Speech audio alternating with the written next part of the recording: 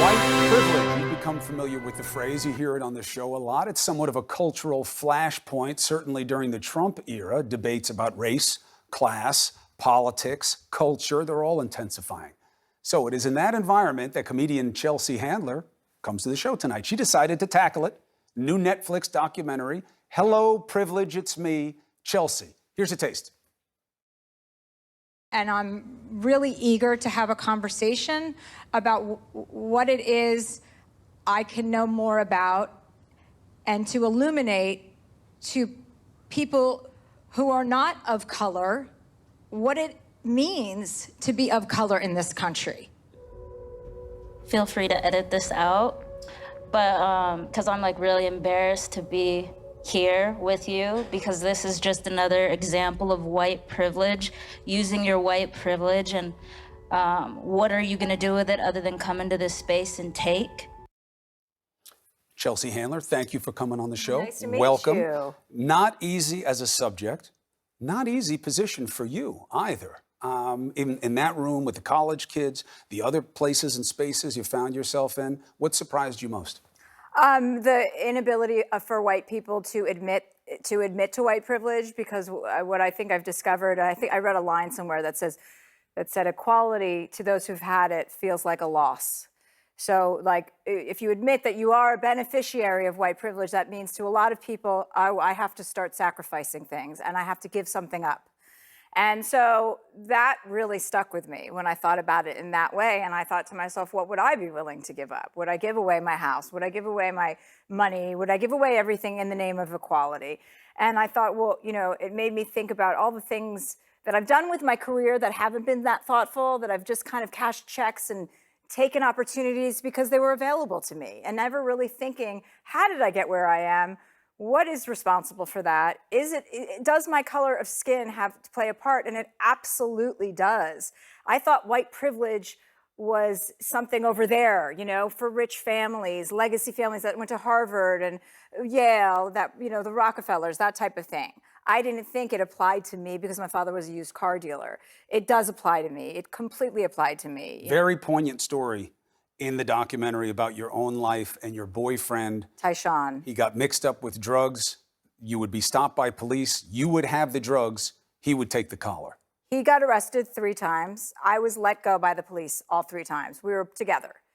And then through that, he was put in the system, and then he was not able to get out of it. Yes, he made poor choices. He's African American. Yes. And he made poor choices, but they were looking for him to make a mistake, and they were looking to let me off the hook for making a mistake. Yeah. And at the time, I was 16. I didn't care. I didn't think about that. I just thought, you know, whatever, this sucks. But I didn't have the consciousness to actually think about what that meant. And his whole life was ruined and derailed. And yes, he's in the documentary, and I go and meet with him, and we talk about his life, and he's obviously out of jail now. And he's doing much better. But, you know, I think a lot of us take our lives for granted, because why wouldn't we? You know, we don't have anything to compare it to when you grow up white and privileged. It is a privilege. It's a privilege to get pulled over and not worry if it's going to be a life or death situation. True. So people can identify the problem. We were talking as a team about the documentary before. Good news for you. It was provocative enough that it had us going for like 30 minutes, and we're bathed in these issues all the time. So kudos to you. But if you had asked people, white people of any type, and let's be honest, whites aren't a monolith, right? I mean, you can have someone who's living in the Ozarks right now who's got a completely depraved existence. do you believe that African Americans are systemically treated unequally? Yes. You'd get 85, 90% would say yes. Yeah. When you turn it, though, and say, do you realize you are to blame for problems that they have, that's when you got the humana from a lot of people. It is hard to ask people to accept blame. Two reasons. One, people don't like it. Second one is not all have the same experience.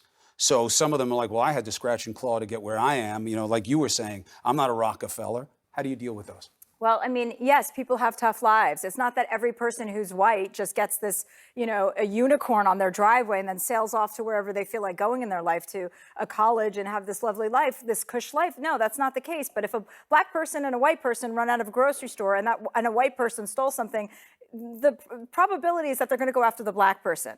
There is a privilege. Yes, I understand there are plenty of people that don't feel that privilege, that are white. But that's not what this is about. This is about recognizing that so many people are being discriminated against in so many levels. And while anyone's being discriminated against, somebody is winning off of that. Somebody is a beneficiary of that. So it's about laying the table out and starting the conversation. Obviously, I don't have solutions for people to how to fix racism, but I want to be talking about it. And I think that white people can afford to be a little bit uncomfortable with their conversations and get real about treating people equally. You know, we owe people that honesty, and we owe people to show up to tough conversations. I mean, saying I don't want to get involved or I don't want to have a difficult conversation is kind of, you know, we don't have time for that anymore. Let's get real and let's be honest. And that's the way forward. Once you admit something's happening, then at least we can start to work together to fix it. Well, there's a two-step here, right? And the timing, I think, is also very interesting. This coming in the meat of the Trump era. He is delivering this message 180 degrees from where you are. He's saying, they want to punish you for being white. That diversity to the radical left means we're going to redistribute money and opportunity on the basis of color and situation, and white people have to lose in that. He's doing that at the same time that you're asking white people, own that you're a part of this problem and how to deal with it. Yeah, but he's a perfect example of white privilege. Let's keep other people down so we keep winning, so I can keep filling my own pockets. At a certain point, if you really want equality, you have to be okay with other people succeeding. That's what it's all about. And he and the Republican Party at this point are all about no one succeeding except for them. That's all they care about is money. I mean, we have children going into schools who are unsafe.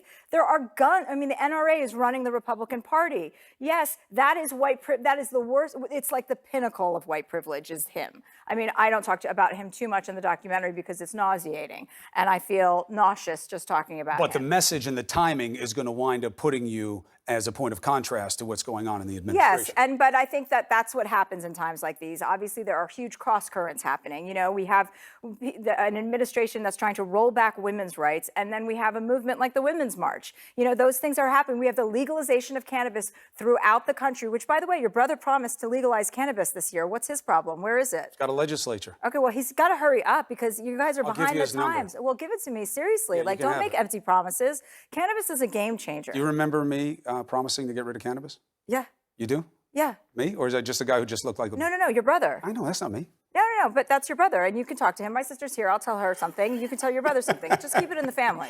Tell your sister to talk to my brother about my brother's Sissy, stuff. talk to his brother, Andrew, right? The point is this.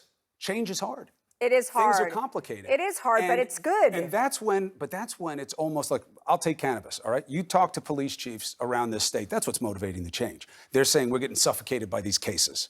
Help us with our caseload. Help us punish things and process cases where the punitive value is real, not small bags, not small users, dealers. That's where that's coming from, and eventually it'll get to where it's going to be. However, with what you're tackling here, there's no easy answer. It's not about legalizing something that's now illegal. It's not about streamlining a system in a way that will make it more equitable than it is right now. And on top of it, we haven't figured out how to answer the question you're asking, which is, you need to look at your role in this situation. You got a lot of pushback in the documentary, in confusion. You know, well, I don't know about it. It's either ignorance or veiled ignorance, or people being uncomfortable with being made to blame for something they don't see themselves as to blame for. Sticky business. Yeah, very sticky business, Chris. I would agree with that. But I think that I think that we owe it to the entire, like in our entire country, to have a little bit more compassion and a little bit more empathy for everything we've done as a country. It doesn't matter if I was here during the time or not, or if my ancestors were responsible. It matters that it happened, and we owe all of the entire African American community, we owe our voices to. So anybody who's not on board with that, then you really need to think about what your priorities are. One of the African American women in the documentary, I think, summed it up very well. She said, you guys need to talk to yourselves about this to become comfortable with the idea of finding a solution. It's not about her telling white people this is on you, you're to blame. It's for white people and people who have advantage to figure out how to make things fair, coming from a positive place, not about blame, not about negativity. I think she had it right, and I think you're asking really provocative questions in the documentary. Thank you. Thank you. I think white privilege is a white people's problem, a white person's problem, and it's up to us to find some solutions to that problem. Well, if for no other reason, you have white people in most of the power positions. So if there's going to be change, they're going to have something to do with it. Yeah. Thank you very much. Thank you, Chris. It was a pleasure. I grew up in a suburb that was pretty white. I'm not saying I never saw black people, but most of the ones I knew were on Sanford and Son. But I moved to Los Angeles in '92, which wasn't long after the riots happened, and it seemed like everywhere you looked, there would be a burned down building, kind of reminding you of the tensions that had torn the city apart. And one of my first jobs was as a production assistant on a show called Me and the Boys, which was about an African-American family. So there was a lot of new experiences for me. Me and the Boys was the first show that Steve Harvey ever starred on. Steve was a very successful comedian, and people were saying that he might be the next Bill Cosby. Back then, it was considered a compliment. Steve was going to play at a club called Maverick's Flat, which is a historic club in South LA. And I wanted to go see him, and he arranged for tickets for me and another PA on the show. We went to the club, and the other PA is black. And I only bring that up because so was every other person in the club. And we kind of made our way to the back. We're getting drinks at the bar or whatever, and the host comes out. He starts telling jokes, and then Steve comes out from backstage, and everyone's sort of surprised to see him. He's the headliner. He's on early, and he apologized. He's like, I'm sorry. Hey, where's Ron? And my heart just sinks. And he's like, people are looking around. And he says, come on, I know you didn't lose him. Where is the white boy? And every single hand in that club shoots up and a finger comes down pointing directly at me. Everywhere I look, people are like peering around pillars. They're popping up over the bar. It's like every finger is pointed at me. And Steve figures out where I am and kind of squints into the background. And he goes, oh, hell no, Ron. We saved you a seat up front. Without another word, the crowd splits like the Red Sea, and they form this like makeshift aisle, and I'm kind of guided to the front of the stage where they have literally set up a throne for me to sit on. Steve gets me seated, he leaves, the host goes back to the show and brings on a series of comedians who are all hysterical. They're all telling jokes about being black, and almost invariably there's some version of a routine that's about how a black guy does a thing versus how a white guy does a thing. But it's not white guy tonight. It's all, everybody's like, this is how a black guy walks, but this is how Ron walks. People are laughing uproariously and having a great time, and I'm having a blast. The last guy to go on before Steve was this young comedian. He was raw and edgy and electric and hilarious. The crowd loved him. And he starts talking about a word, a very particular word. Let's just say it's a different expression for a black fellow. And he's talking about how this horrible word has been used to oppress people for generations. But now black people had slightly tweaked that word, like the way you might, instead of say fellow, say fella. And to him, this version of the word had taken it from being a slur to a badge of honor, a way of recognizing someone else as a fellow person of color. And he felt like this is the version of the word we should be using all the time, the only version. And he wanted to make sure that every person in that room knew how to say it correctly. So what he would do is he would say the word, hand the microphone to someone, make them repeat it back, and coach them on how to say it, like how to pronounce it, how to really get the feeling of that word. And this is hilarious. People are falling out of their chairs laughing. Do you remember the part where I said I was sitting in the front row? Because I had forgotten. I'm laughing, I kind of turn to the person next to me, we share a laugh, and I turn back, and dude is right here, right in my face. And I don't know how he got there so fast. He says the word, and he sticks the microphone right in my face. And the whole room goes silent. Everyone is holding their breath, waiting to hear what I'm going to say, including me. And then he pulls the mic back and says, not you. And he holds the microphone up, and he lets it fall to the stage. Now, this is 1994. I had never seen a mic drop before. The second the microphone hit the floor, the whole place damn near exploded. People are cheering, they're hugging each other, they're high-fiving, laughing, and clapping. It's just sheer jubilation, and he leaves the stage to a standing ovation.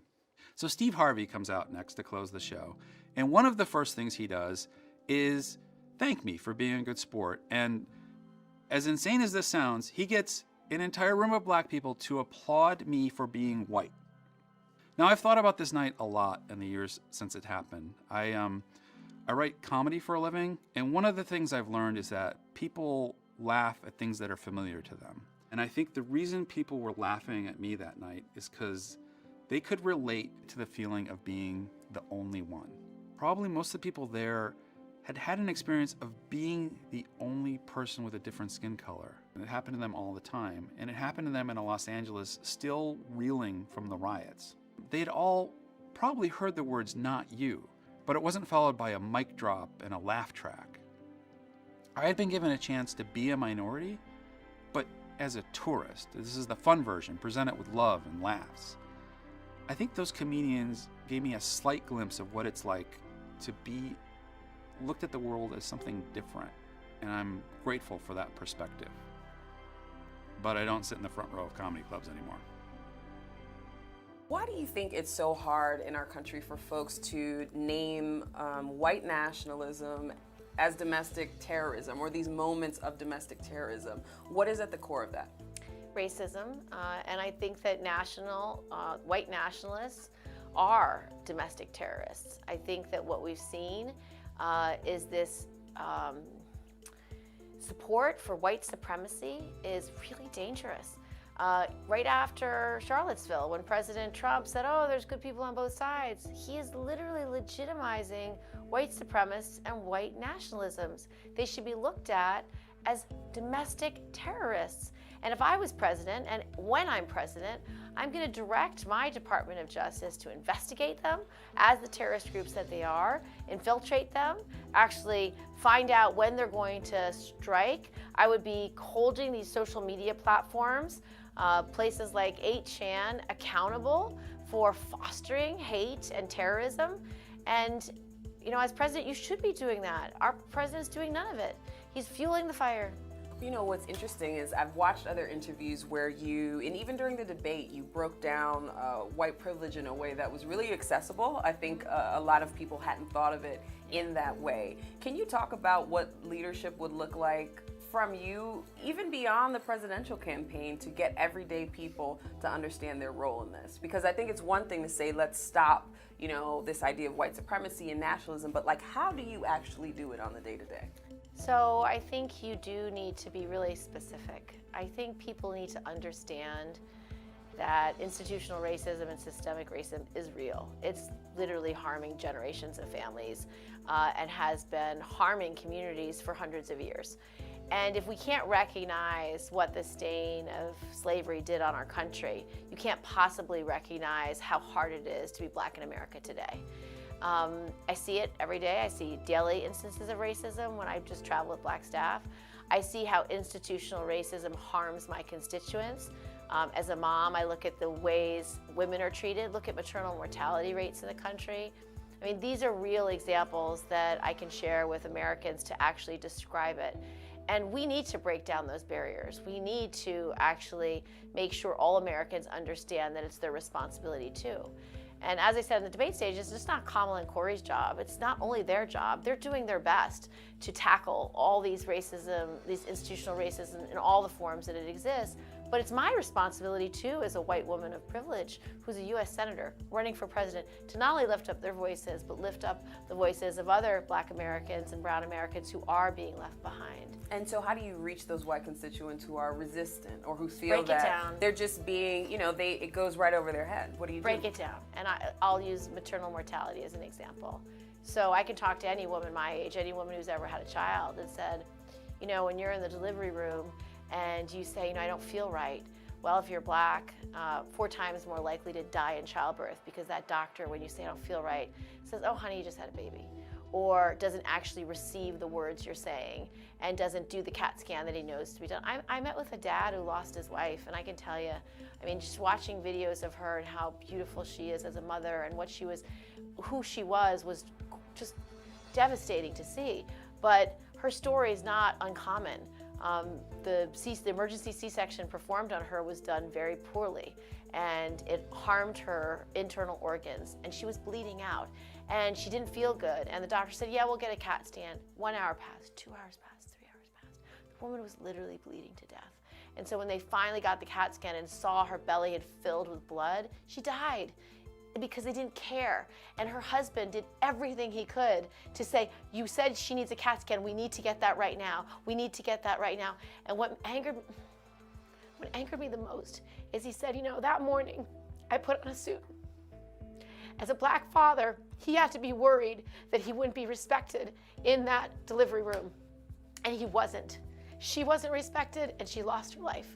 That's the reality. So I can go to white middle-class moms all across America and say, how would you feel if that was you?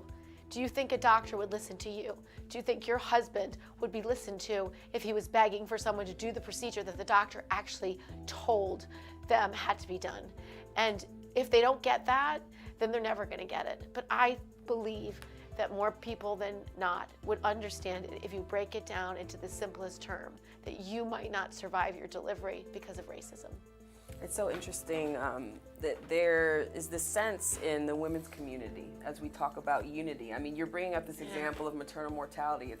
It's a point of universality almost, like where as women we have this shared experience, but it's a different outcome depending on your race.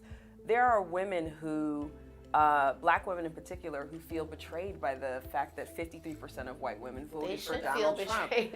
We all feel betrayed. So as 2020 comes up, what do you say to those black women who say we've been loyal to the Democratic Party, we've supported even candidates who we weren't 100% behind? What do you say to them about why they should still? I would tell them to choose the candidate that they believe in, who will listen to their words, who will put their priorities front and center, who will actually do the hard things of lifting up their voices in all places, in the red places, the blue places, and the purple places, and really take on institutional racism directly. You need a champion who takes on the fights that no one else takes on. You don't need someone to say, oh, well, I can't do it right now. You need somebody who's going to do it right now. And so I would just ask America's women and America's black women, just be heard. You know what needs to be done. You know what your communities need. Hold candidates accountable. If they're giving you BS, push back. Don't take excuses. Ask, what have you done lately? Ask, what did you do in the last decade? Ask. Because the truth is, they should take candidates through the ringer. They should choose the next nominee because they're the ones who are going to show up to vote anyway, and they're the heart and soul of the Democratic Party. So I would just say be really active and push your candidates to make sure they are for what you're for, and be rigorous, because honestly, they have a vision for this country that is reflective of our highest priorities. And that's why I take these issues so seriously. It's my job as a president, as a presidential candidate, as a senator, to fight for these injustices. It shouldn't be the responsibility of black and brown advocates. It should be white women like me taking responsibility, lifting up these voices, and getting stuff done. And just to circle back, the family that you were talking about who lost the mother, was that Kira? Or, okay. I just wanted to make sure we said her name in the space and honored her, because it was a terrible story. It's something that should have never happened. Never. And she and he did everything. The system, our country, that hospital, those doctors, those nurses, they failed them. Did you always know about white privilege and sort of the disparities, No. or when did your sort of awakening happen? Every time I talk to a black person or a person of color and they tell me their story, and I think about, wow, that has not happened to me, and it's because my whiteness protects me. I've seen it, it happens all the time. And so when I met with young men who had all been arrested for marijuana possession, and I recognized pretty quickly that my son, because of his whiteness, would likely not be arrested if he tried pot at age 15 with his girlfriend. But you know what? Every black or brown young man would be. And when they're arrested, they might not have the money to post bail, they might be incarcerated. If they're incarcerated, they can't show up to work, they lose their job. They start a negative cycle that goes on and on forever. And it's holding back whole communities. And so when I just meet people and hear a moment about their life and recognize that isn't gonna happen to me or my son because of our whiteness, I'm very clear about what white privilege is. So was that during your political career? Through the or last decade, just literally decade? Yeah. working with families and hearing their stories, and it infuriates me. And the more I spend time with the communities that I want to represent and be a good senator for and be a president for, I know what my job is. And I don't shy away. I hold my party accountable all the time when they are full of baloney. It's why I came to marijuana. Like, I gotta say, like, I was not that mom. I was that mom who's like, oh, I don't want my kids smoking pot. Like, I don't want to be for decriminalization or legalization or make it easier. No, because when you meet a young man whose life's been ruined, who's lost a job because of a criminal conviction for a marijuana possession, and you recognize something has to change because of the way our criminal justice system enforces marijuana laws, it becomes really clear. So not only do I want to decriminalize it, but I want to expunge anyone's record who has a conviction for marijuana. Second, I want to make sure that we legalize it so that we can create an industry, and I want to make sure black business owners and brown business owners, they have access to the capital and the opportunities. Why should Wall Street make all the money off marijuana? I want black farmers to have access to this new crop. I want to make sure black-owned businesses have a chance to actually be distributors and be part of this economy. And then all the profits that are going to come out of legalization, I want them poured right back into the communities that were harmed most by the lack of fairness in our criminal justice system and because of the institutional racism in criminal justice. A lot of folks are talking about this, and also this idea of just, prosecutors who abuse their positions when they pursue cases against individuals who maybe don't have power, who don't have the money to defend themselves, whether it's cannabis or something else. What do you think we can do to create more accountability in the criminal justice system? A lot of folks are being released from prison. We're talking about reentry, but how do we hold people accountable for the ways in which, they've set people up to fail? I am also thinking of criticisms against Joe Biden for that 1994 crime bill, folks who sort of stood by, whether on the political side or within the criminal justice system. What does accountability look like? So first of all, you got to fix the system. So that's why you do decriminalize and expunge records for marijuana convictions. You got to get rid of cash bail. It disproportionately harms black people and brown people because they might not have $500 of savings. The average black woman has about $100 of savings. So it harms people who are not only harmed because the criminal justice system only enforces crimes against black and brown people, but then harmed because then you're stuck incarcerated when a white person might have access to more capital or be able to post bail. So get rid of that. Change how we deal with our law enforcement. We've seen so much police violence. I just met with Eric Garner's mother. 5 years waiting. You just meet with Eric Garner's mother and it becomes pretty obvious. Not only did her son die begging for breath, over and over and over asking, but he died. So why isn't that police officer fired today? Why isn't he fired immediately? He's the one who had the chokehold. We saw it on a video. There's not a lot of question here. And lack of leadership. The fact that he still has a job today is outrageous. The fact that this Department of Justice under President Trump was unwilling to actually investigate the investigation, to hold him accountable, and to hold the department accountable. There's just no accountability for this family, no justice at all. And as president, I would change all that. And you could do a lot of ways. Of course, enforce your camera rules, like make sure they're wearing their cameras and enforce them. Make sure you have training. Just train for bias and racism. Make it mandatory, require it. And when you have a police department where disproportionately black people and brown people are being arrested and harmed and shot and killed, that needs to be investigated. And as president, I would put those police departments under a consent order. And I would make sure that they are enforcing the law. Texas! Have you, or anyone that you know, ever had trouble hailing a cab? If your answer is no, then you might have white privilege. Here's how it works. You'll see your child when you look at him. Look at David, age 9. From the moment a white person is born, they're afforded certain privileges. While the extent and nature of their privilege varies from country to country, one thing's consistent. If you're white, society be like, you out here winning. So what's white privilege? In the words of Peggy McIntosh, a white scholar who started studying white privilege in the 1980s, white privilege is an invisible package of unearned assets that I can count on cashing in each day, but about which I was meant to remain oblivious. In her essay, White Privilege, Unpacking the Invisible Knapsack, McIntosh even detailed dozens of examples of white privilege that she experiences in day-to-day life. For example, white folks are able to turn on the television and see someone who looks just like them. She even details things like being able to find band-aids that match her skin. And it works in 3 distinct ways. First, white privilege provides white people with perks. Some perks go unnoticed, like being able to actually use complimentary shampoo and conditioner at a hotel. These perks lead to a sense of entitlement because whiteness is the standard. Imagine how white women would react if hotels only carried Shea Moisture. White privilege also creates measurable advantages. A white person is more likely to be approved for loans than black folks, and that's part of what has led to disparities in home ownership. Under 42% of black folks are homeowners compared to 72% of white folks. And what about jobs? With the exception of Asian men, all groups make less than white men when we talk about median hourly earnings. This especially impacts black women.